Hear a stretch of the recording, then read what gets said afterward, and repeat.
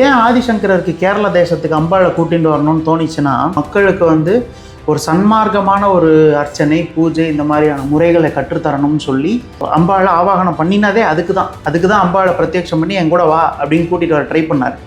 அவர் என்ன பண்ணியிருக்காரு அப்படின்னா, உட்காந்து வந்து திருப்பி அம்பாள்கிட்ட முறையிட்டம்மா, நீ வந்து நீ நினச்ச இடத்துல நீ உட்காந்துட்ட, ஆனால் நீ என் கூடயும் வரணும் நீ அப்படின்னு சொன்னோன்னே அம்பாள் வந்து திருப்பி பிரத்யட்சமாகி, சரி நீ உன்னோட ஆசையை நான் நிறைவேற்றுறேன்னு வந்து உட்கார்ந்த இடம் சோட்டானிக்கரை.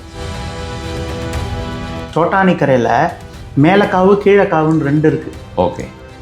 நம்ம பேசுகிற சோட்டானிக்கரை பகம் அப்படின்னா வந்து வேதிக் வேர்ட்ஸில் வந்து பாக்யம்னு அர்த்தம். நல்லதெல்லாம் பகம். வதி அப்படின்னா கொடுக்குறவ, நல்லது செய்கிறவ அப்படிங்கிறதுனால பகவதி. இந்த பேயோட்டுற சமாச்சாரம் இதெல்லாம் எங்கேருந்து வந்ததுன்னு பார்த்தோம்னா கீழக்காவு பகவதி.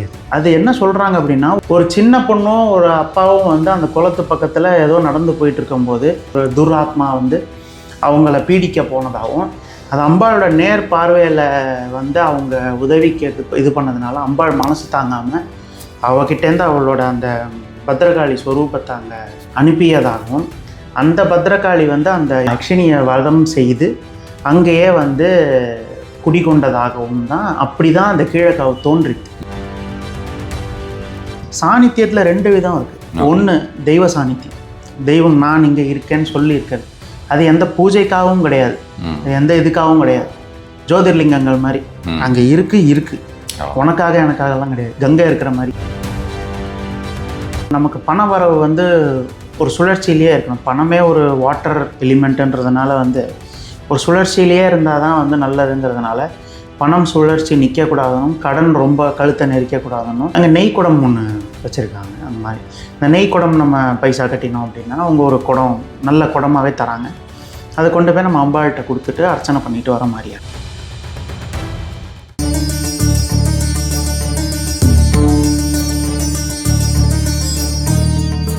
நமசிவாய.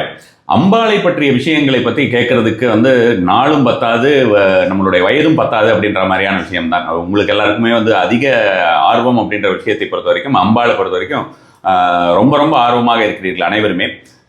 கூடுவாஞ்சேரி, சென்னை கூடுவாஞ்சேரியை எடுத்த சாம்பவி பீடம், இந்த சாம்பவி பீடத்துடைய பீடாதிபதி திரு ஆச்சாரியானந்தாஜி வந்திருக்கார். சோட்டானிக்கரை அம்மன் மற்றும் வந்து பாலா திரிபுர சுந்தரி, இந்த மாதிரி அம்பாளை பற்றி நிறைய விஷயங்கள். சாக்த பீடம், இந்த பீடத்தை பொறுத்த வரைக்கும் சாக்த பீடம் இந்த சாக்த சம்பிரதாயத்திலே வரக்கூடிய ஒரு விஷயம். மற்றும் அந்த ஸ்ரீவித்யா உபாசனையில் தான் வந்து மெயினாகவே அந்த பீடம் இயங்கி கொண்டிருக்கிறது. முதலாவதாக சோட்டானிக்கரை அம்மன் பொறுத்த வரைக்கும் பார்த்தோம்னா, நிறைய பேருக்கு இந்த சோட்டானிக்கரை அம்மன் வந்து தெரிஞ்ச ஒரு விஷயம் அப்படின்னு பார்த்தோம்னா, ஒரு பேய் விரட்டுவது, மனநோய்களை விரட்டுவது அப்படின்ற மாதிரியான விஷயம் மட்டும்தான். அப்படி அல்ல, அவள் வந்து சாட்சாத் லக்ஷ்மி ரூபமாகவே அங்கே வழிபடப்படுகிறாள். பல்வேறு விதமான விஷயங்கள் இருக்கின்றன சோட்டானிக்கரை அம்மனை பற்றி. முதல்ல நம்ம வந்து சோட்டானிக்கரை அம்மனை பற்றி தெரிந்து கொள்வோம். பிறகு வந்து பாலா திரிபுர சுந்தரியை பற்றியுமே கண்டிப்பான முறையில் அவரிடம் கேட்டு தெரிந்து கொள்வோம். நமசிவாய. வணக்கம்.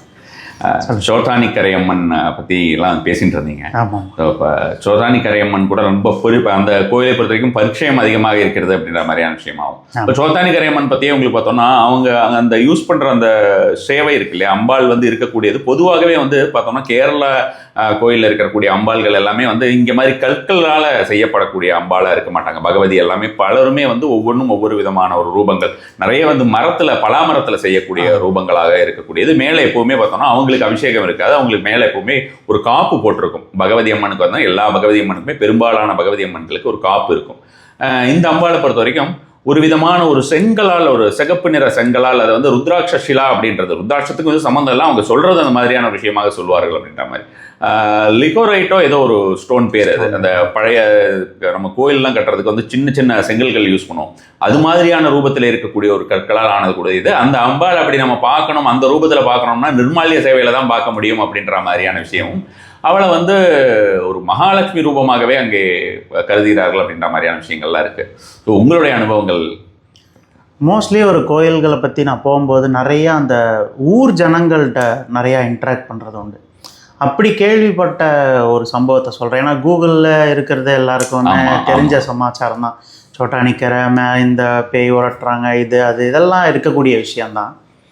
ஆனால் ஒரு கூகுளில் இல்லாத சில விஷயங்கள் வந்து அந்த கோயில்களை சுற்றி வேலை செய்யக்கூடிய ஆட்கள், அந்த கிராமத்தில் வசிக்கக்கூடியவர்கள் கூட நான் பேசின சில அனுபவங்கள் இருக்குது. அதை தான் நான் பகிர்ந்துக்க விரும்புகிறேன். கண்டிப்பாக. ஒரு விஷயம் முதல்ல நான் கேள்விப்பட்டது என்ன அப்படின்னா, அம்பாளுக்குள்ளே இருக்கிறத நீங்கள் சொன்ன மாதிரி ஒரு போரஸ் ராக் தான் அது ஆக்சுவலி. ஆனால் அது சுயம்பு அப்படிங்கிறது ஒரு பிரதான பிலீஃப் இருக்குது. அது சுயம்பாக உருவாகிட்டதுனால அது உடனே அது எப்படி சுயம்புன்னு தெரியும் அப்படின்னா, அவங்க என்ன மாதிரியான விஷயங்கள் சொல்கிறாங்க அப்படின்னா, அந்த சுயம்பான ராக்ஸ்க்கு அந்த அந்த அந்த கற்களில் அப்பப்போ அவங்க அபிஷேகிக்கும் போதோ இது பண்ணும்போது பார்த்தா கண் மலர் ரொம்ப ஒரு ஆர்டண்ட்டாக பொறித்தால் பொருள் தெரியும். ஆனால் அது யாருமே அந்த இடத்துல வைக்கலை, எதுவுமே பண்ணலை. அப்படிங்கிறதுனால சுயம்பாக உருவாகக்கூடிய அம்பாள்ன்றதுனால தான் அதுக்கு வந்து ஒரு ஒரு காப்பு செய்து போட்டு அலங்காரம் பண்ணுறாங்க. ஆனால் இந்த கதை இன்னும் கொஞ்சம் ஆதிசங்கரர்கிட்ட போய் லிங்க் ஆகுது. ஆதிசங்கரர் வந்து கொடச்சாத்திரி மலையில் வந்து கொல்லூர் மூகாம்பிகா வந்து பிரதிஷ்டை பண்ணாருன்றது நம்ம எல்லாருக்கும் தெரியும். அதுவும் ஒரு சிலா தான், சொர்ணரேகை இருக்கிற சிலா. ஆமாம். அப்போது அவர் வந்து அதை அம்பாளை வந்து இந்த வடக்குலேருந்து கூட்டிகிட்டு வர்றார். கூட்டிகிட்டு வரும்போது அம்பாள் சொல்கிறா, நான் என்னை திரும்பி பார்க்கக்கூடாது, என்னோட கொலுசு சத்தம் கேட்டுன்னு நீ நடந்து போ அப்படின்னு சொல்கிறா. அப்படியே அவர் நடந்து வராரு. நடந்து வரும்போது திடீர்னு கொலுசு சத்தம் கேட்கலையான்னு திரும்பி பார்க்குறாரு. அப்படி தான் இது கொல்லூர் வரைக்கும். இது அதாவது நம்ம அந்த ஒரு ஜனனி ஜனனி சாங் ரொம்ப அற்புதமாக அதை மக்களுக்கு எளிதாக புரிந்து கொள்வதற்காக இப்போ ஜனனி ஜனனி சாங்ல வந்து அம்பாள் பாதி தூரம் வந்துட்டு அங்கே நின்றுட்டு அதுக்கப்புறம் அந்த மாதிரியான ஒரு சிச்சுவேஷன். ஆமாம். ஆனால் அதுக்கு ஒரு போஸ்ட் ஸ்கிரிப்ட் ஸ்டோரி ஒன்று இருக்குது. அந்த இடத்துல ஸ்தாபிதம் ஆனது என்னமோ ஆமாம் ஆணிச்சு தான். ஆனால் அதுக்கப்புறமேட்டு ஆதிசங்கருக்கு மனசு கேட்கல. ஏன்னா அவருக்கு அம்பாளை கேரள தேசத்துக்கு கூட்டிகிட்டு வரணுன்ற ஒரு எண்ணம் தான் அவருக்கு இருந்தது. ஏன் ஆதிசங்கரருக்கு கேரள தேசத்துக்கு அம்பாளை கூட்டிகிட்டு வரணும்னு தோணிச்சுன்னா, பிரதானமாக ஆதிசங்கரர் வந்து நம்ம எல்லாருக்குமே தெரியும் ஒரு அஹிம்சாவாதி அப்படிங்கிறது வந்து நிறையா ஈவன் பிராமினிசம் வேதிக் கல்ச்சர்லேயுமே இந்த மாடு பலி தர்றதோ இல்லை பலி அப்படிங்கிற ஒரு கான்செப்டை முற்றிலுமாக அழிக்கிறதுக்கு அவரோட லைஃப்பில் ரொம்ப பிரயத்தனப்பட்டிருக்கார். அந்த மாதிரியான பிரயத்தனத்துக்காக தான் அவர் வந்து அவரோட ஸ்டைலில் அம்பாளை கொண்டு வந்து பிரதிஷ்டை பண்ணி மக்களுக்கு வந்து ஒரு சன்மார்க்கமான ஒரு அர்ச்சனை பூஜை இந்த மாதிரியான முறைகளை கற்றுத்தரணும்னு சொல்லி அம்பாளை ஆவாகனம் பண்ணினதே அதுக்கு தான் அம்பாளை பிரத்யட்சம் பண்ணி என் கூட வா அப்படின்னு கூட்டிகிட்டு வர ட்ரை பண்ணார். அப்படி கூட்டிகிட்டு வரும்போது நடுவில் ஆனது தான் அந்த கொல்லூர். ஆனால் அவருக்கு மனசு கேட்கல. அவர் என்ன பண்ணியிருக்காரு அப்படின்னா, உட்காந்து வந்து திருப்பி அம்பாள்கிட்ட முறையிட்டம்மா, நீ நினச்ச இடத்துல நீ உட்காந்துட்ட, ஆனால் நீ ஏன் கூடயும் வரணும் நீ அப்படின்னு சொன்னோன்னே அம்பாள் வந்து திருப்பி பிரத்யட்சமாகி, சரி நீ உன்னோட ஆசையை நான் நிறைவேற்றுறேன்னு வந்து உட்கார்ந்த இடம் சோட்டானிக்கர். அதனால் எப்படி கொல்லூர் மூகாம்பிகா வந்து காலையில் சரஸ்வதி, மத்தியானம் லக்ஷ்மி, சாயங்காலம் துர்க்கையோ, அதே தான் சோட்டானிக்கரையிலையும். காலையில் சரஸ்வதி, மத்தியானம் லக்ஷ்மி, சாயங்காலம் துர்கை. இந்த 3 தெய்வங்களோட ரூபமாகவுமே தான் சோட்டானிக்கரையை பார்க்க. ஆனால் இதில் ஒரு விஷயம் என்னென்னா, இந்த ஒரு மூல அம்பாளுக்கு பின்னாடி நம்ம பார்க்காத மாதிரி சால கிராமமும் இருக்குன்றது ஒரு ஐதீகம். அதனால்தான் வந்து அம்பே நாராயணா, லக்ஷ்மி நாராயணான்னு அந்த லக்ஷ்மி நாராயண ஸ்வரூபமாக அது வந்து மத்தியானங்களில் வழிபடுறது வந்து சோட்டானிக்கரையில் நம்ம எக்ஸ்டென்சிவாக பார்க்க முடியும்.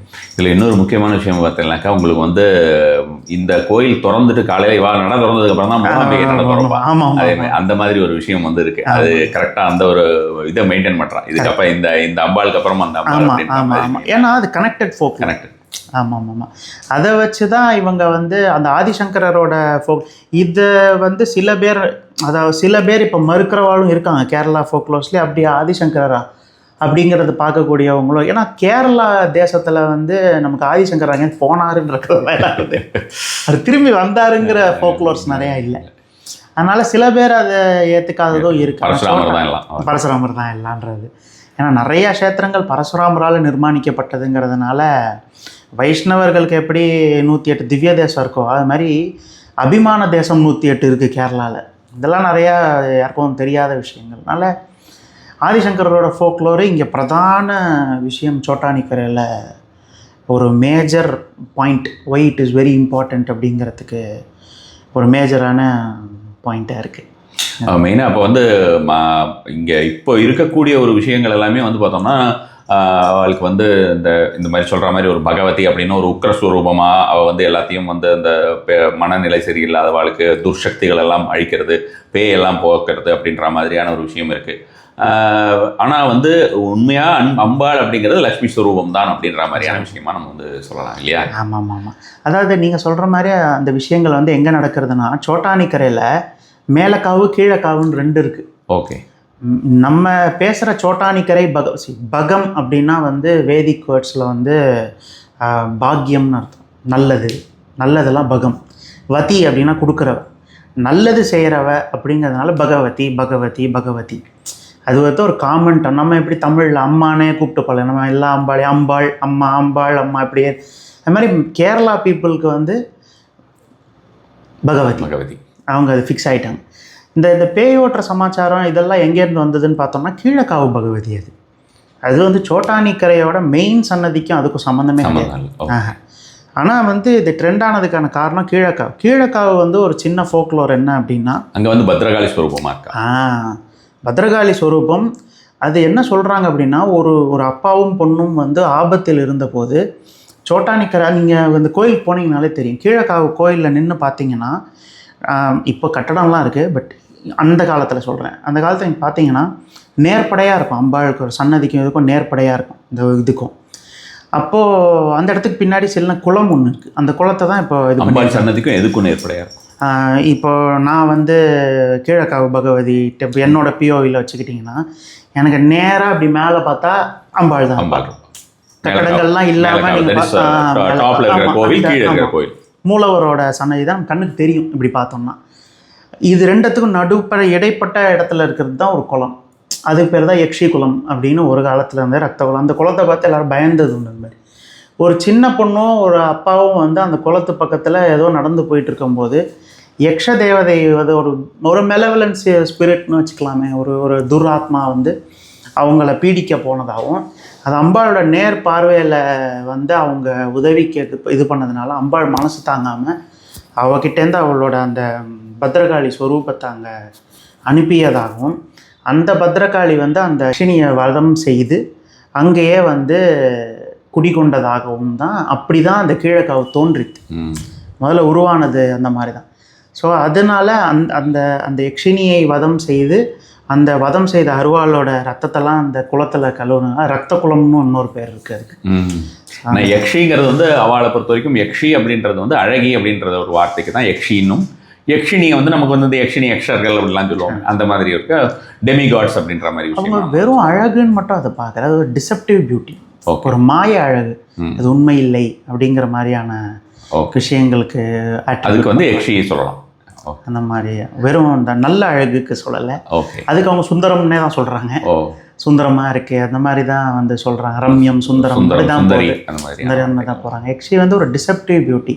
What I see is not ரியலோங்கிற ஒரு ஃபியர் மனசில். சில அழகு, இப்போ பாம்பு இப்படி படம் எடுத்து நிற்கிறச்சு அழகாக தான் இருக்கும், பட் ஆனால் நம்மளால் அந்த அழகை ரசிக்கக்கூடிய அழகாக இருக்காது. அது ஒரு மாதிரி ஒரு இன்டென்சிக்காக ஒரு மாதிரி குத்தும் இல்லையா, அந்த மாதிரி ஒரு குத்துற மாதிரியான அழகை வந்து அவங்க யக்ஷி அப்படின்ற மாதிரி, அதாவது it is not true what I am looking at, அந்த ஒரு கண்ணோட்டத்தில் பார்க்குறாங்க.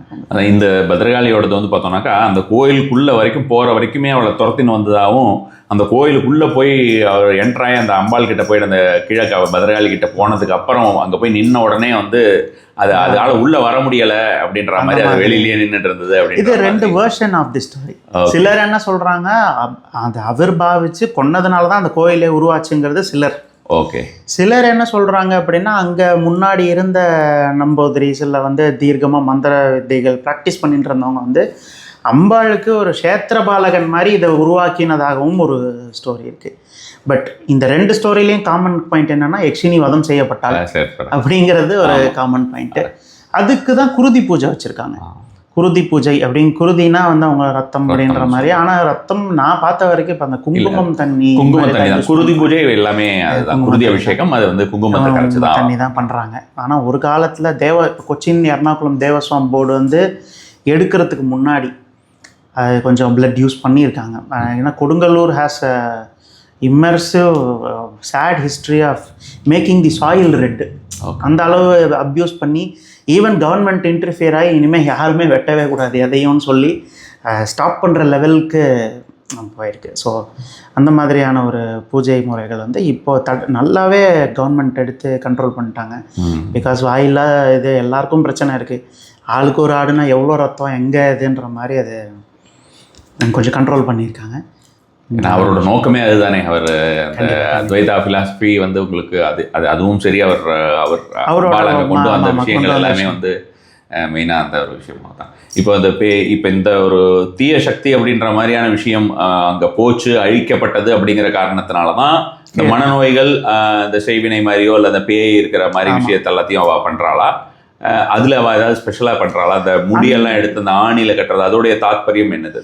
இல்லை இதெல்லாம் வந்து நம்ம வந்து அதாவது அங்கே ஆணி அடிப்பான்லாம் சொல்லுவா. உங்களுக்கு பார்த்தோன்னா முடியை வந்து அந்த மாதிரி இருக்கிறவா வந்து ரொம்ப அங்கே போனாலே உங்களுக்கு பார்த்தீங்கன்னாக்கா நம்ம போகும்போதெல்லாம் போகிறச்சே வந்து பயங்கர கத்தல்லாம் வர ஒரு பயங்கர கோலமாக தான் இருக்கும், பயங்கர சவுண்டு.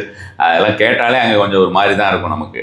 அந்த மாதிரி இருக்கிறதுல அவளோட முடியெல்லாம் பிச்சு ஏதோ ஒரு இடத்துல ஆணி. நிறையா பேருக்கு ஒரு பிளசிபோவும் இருக்குன்னு நான் சொல்லுவேன். ஓகே, இந்த இடம் இப்படி தான் அப்படின்றது ஒரு ஸ்டீரியோ டைப்பும் ஆயிடுச்சு கொஞ்சம். ஆனால் நான் நிறையா நாள் நான் போயிட்டு தான் இருக்கேன். போகும்போதெல்லாம் வந்து அப்படி யாராவது கத்திகிட்டே இருக்காங்களா, முடியை எடுத்து அடிச்சிட்டு இருக்காங்களான்னு கேட்டோன்னா நானே பார்க்கல அவ்வளோவா. ஓகே, இங்கே ஆக்சுவலி அதாவது அங்கே என்ன நடக்குதுன்ற முறை தெரில. அவங்கவுங்க இப்போ சபரிமலைக்கு போகிறவங்க வர வழியில் பார்த்துட்டு வராங்க. அந்த வழியில் பார்க்குற செய்தியோட மருவி வந்த கதைகள் தான் இதெல்லாம். உண்மையாக சொல்லணும் அப்படின்னா நான் பார்த்த வரைக்கும் ப்ரொசீஜரே நான் கேட்டிருக்கேன். அவங்ககிட்ட ஒரு செட் ஆஃப் பீப்புள் இருக்காங்க, ப்ரீஸ்ட். அவங்க வந்து வழியாக அவங்க இது பண்ணுறாங்க. இது வந்து ஷேடோ ஒர்க்கோட சம்மந்தப்பட்டது. அவங்களோட ஒருத்தர் வந்து கஷ்டத்தை அனுபவிக்கிறாங்கன்னா அவங்களோட ப்ரீவியஸ் கர்மா அப்படின்றது.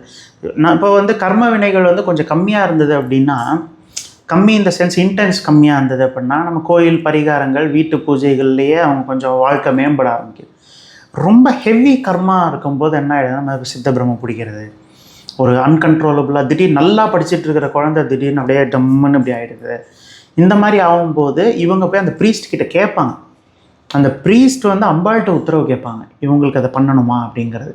அப்போ அம்பாள் உத்தரவின் பேரில் நடக்கக்கூடியது தான் அந்த குருதி பூஜை. அவங்க நிறையா கேஸை ரிஜெக்ட் பண்ணியிருக்காங்க, நாங்கள் பண்ண மாட்டோம் அப்படின்ட்டு.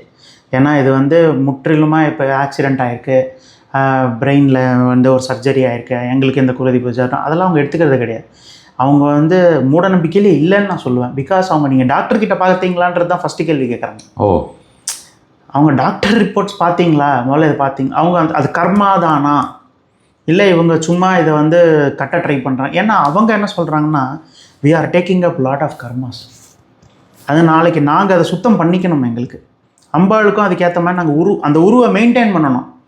நம்ம வாட்டுக்கு போயிட்டு ஒரு நல்ல தண்ணியாக இருந்தாலும் எவ்வளோ குப்பை கொட்டுவேன் நீ அதில், அப்போ அது வந்து எவ்வளோ மோசமாகிடுச்சுன்னா அப்புறம் அது யாருக்குமே பிரயோஜனம் இல்லாமல் போயிடுங்கிற அந்த ஒரு கான்செப்டை அவங்க கொஞ்சம் ஹோல்ட் பண்ண ட்ரை பண்ணுறாங்க. அதனால் they are scrutinising the cases. அப்புறம் தான் பண்ணுறாங்க. அந்த குருதி பூஜை ஒரு ஃபேமிலிக்குன்னா அந்த ஃபேமிலி அந்த இடத்துக்கு வராங்க, வந்து அவங்க பங்கு பெறுறாங்க.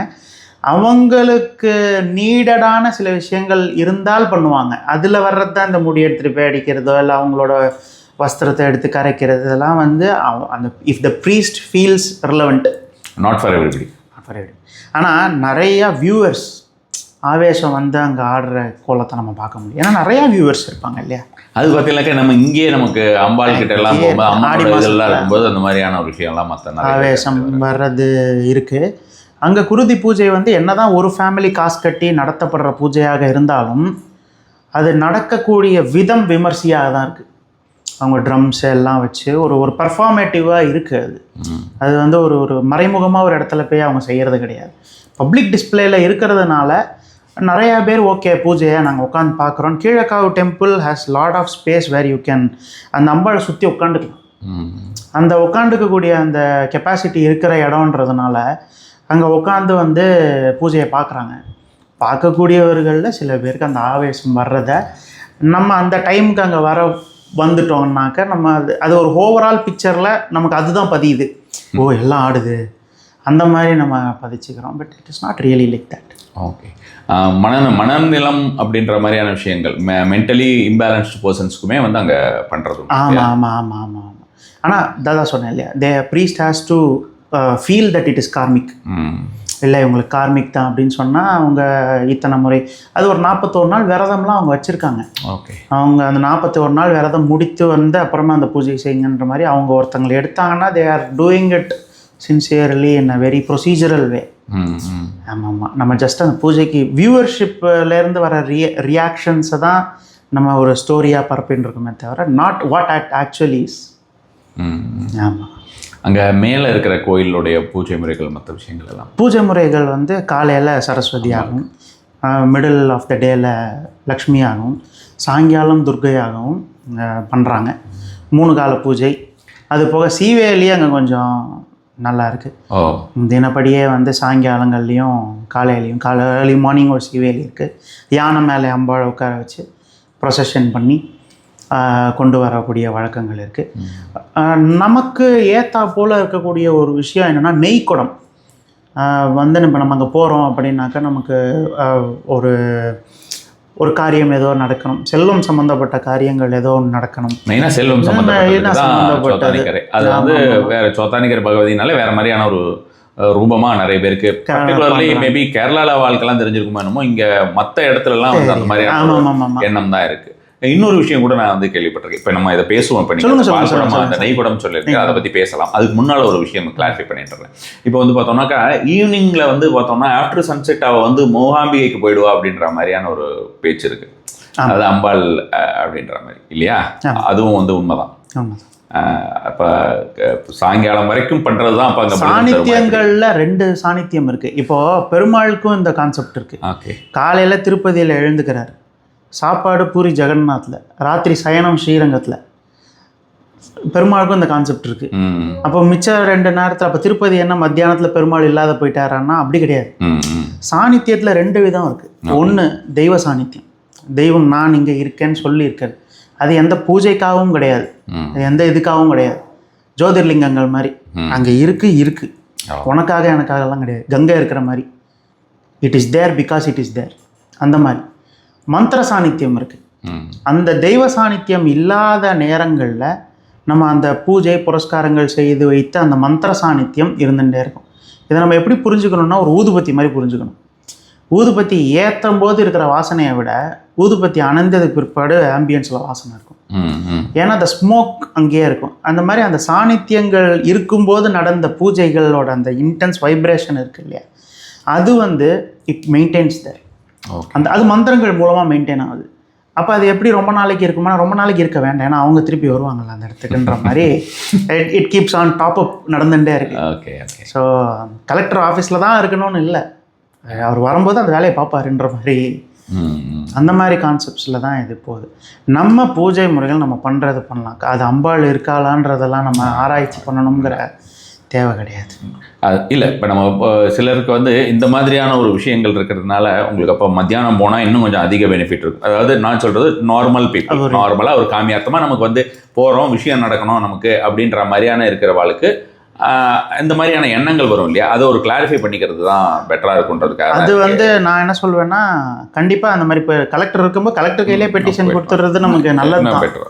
ஆமாம், அதனால் வந்து பெஸ்ட்டு தான் அது. சரி, இப்போ நெய்குடம் பற்றி சொல்லிட்டு இருக்கேன். ஆமாம், நெய்குடம் வந்து என்ன அப்படின்னு பார்த்தோம்னா, லோக்கல் பிலீஃப் என்னென்னா, இப்போது நமக்கு பண வரவு வந்து ஒரு சுழற்சியிலேயே இருக்கணும். பணமே ஒரு வாட்டர் எலிமெண்ட்டுன்றதுனால வந்து ஒரு சுழற்சியிலேயே இருந்தால் தான் வந்து நல்லதுங்கிறதுனால பணம் சுழற்சி நிற்கக்கூடாதுன்னும் கடன் ரொம்ப கழுத்தை நெரிக்கக்கூடாதுன்னும் அங்கே நெய்க்குடம் ஒன்று வச்சுருக்காங்க. அந்த மாதிரி இந்த நெய்க்குடம் நம்ம பைசா கட்டினோம் அப்படின்னா அவங்க ஒரு குடம் நல்ல குடமாகவே தராங்க. அதை கொண்டு போய் நம்ம அம்பாள்கிட்ட கொடுத்துட்டு அர்ச்சனை பண்ணிட்டு வர மாதிரியான ஒரு நடைமுறையாக அங்கே இருக்குது. அங்கே பிரதர்ஷனம் பண்ணணுமா? பிரதர்ஷனம் உள்ள பண்ண முடியும் நம்மளால. உள்ள எடுத்துட்டு பிரதர்ஷனம் பண்ற மாதிரி ஏதாவது இல்லை அப்படி பண்ண முடியும். நம்ம வேணும்னா நம்ம பண்ணிக்கலாம். ஃபுல் கோயில் இப்படி பிரதர்ஷனம் பண்ணிட்டு அப்புறமா நீங்கள் உள்ளே போய்க்கலாம். இப்போ ஜஸ்ட் நம்ம வந்து பணத்தை கட்டணும்னா அவள் நெய்குடம் கொடுப்பா, அதை அப்படியே கொண்டு போயிட்டு நம்ம வந்து அவள்கிட்ட கொடுத்துட வேண்டியது. ஆமாம், நம்ம வேண்டியும் நம்ம அவங்க வாங்கும்போதே தொட்டு நம்ம பேர் சொல்லி வாங்கிப்பாங்க, வாங்கி எடுத்து உள்ளே வச்சுருவாங்க, நெய் அபிஷேகம் பண்ணுறாங்க. அப்புறம் நம்ம கொடுங்கலூர்லாம் அந்த அஸ்திரம் வழிபாடு இருக்குது, அது மாதிரி அந்த அருவாள் அது மாதிரி இருக்குது. இதில் வந்து நம்ம நெய்குடத்தை அப்படியே கொண்டு போய் கொடுத்துருவோம். நம்ம ஐயப்பனுக்கு பண்ணுறோமே அது மாதிரி தேங்காயில் இங்கேருந்து இருமுடியாவே சுமந்துட்டு போகிறோம், அதை போயிட்டு அப்புறம் அவருக்கு அபிஷேகம். இது இந்த நெய் கொடுத்தா அவள் வந்து அம்பாளுக்கு அபிஷேகம் அவள் உற்சவருக்கு பண்ணுறாளா இல்லை நிர்வாலிய சேவையில் அவள் அதுக்கே பண்ணுறாளா? அம்பாளுக்கே தான் பண்ணுறாங்க. அம்பாளுக்கே தான் பண்ணுறாங்க. உற்சவருக்கு கிடையாது, நம்ம டைரெக்டாகவே தான் பண்ணுறோம். ஆமாம் ஆமாம்.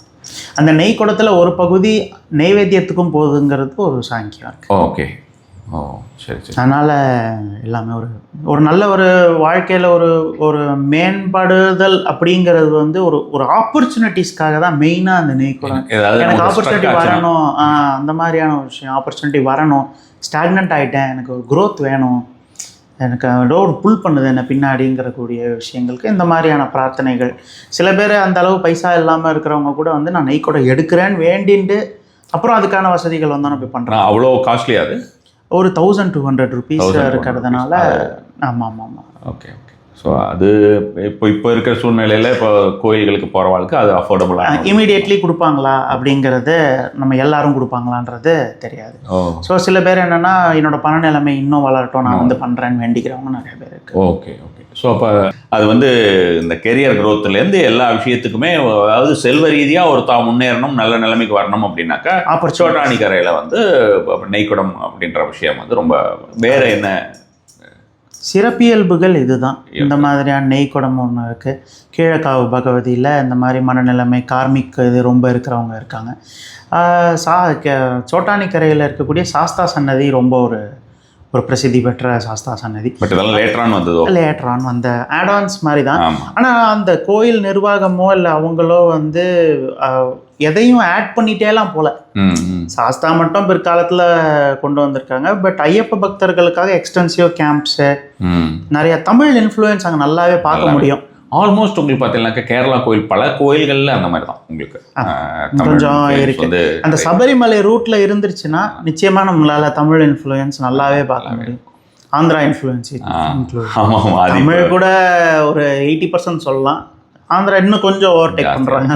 அது கார்த்திகை மாதத்துலேருந்து நமக்கு தை மாதம் முடிகிற வரைக்கும் போகிறது ரொம்ப சிரமம் தான். அது மாதிரி தான் இருக்குது எல்லா கோயில்களுமே கிட்டத்தட்ட அந்த மாதிரி. அவங்க தரிசனத்துக்கே ஒரு பாதை ரெடி பண்ணி வச்சுருக்காங்க அந்த சீசனுக்கு மட்டும்ன்ற மாதிரி. சோட்டானிக்கரையில் பண்ணியிருக்காங்க. ஆமாம்.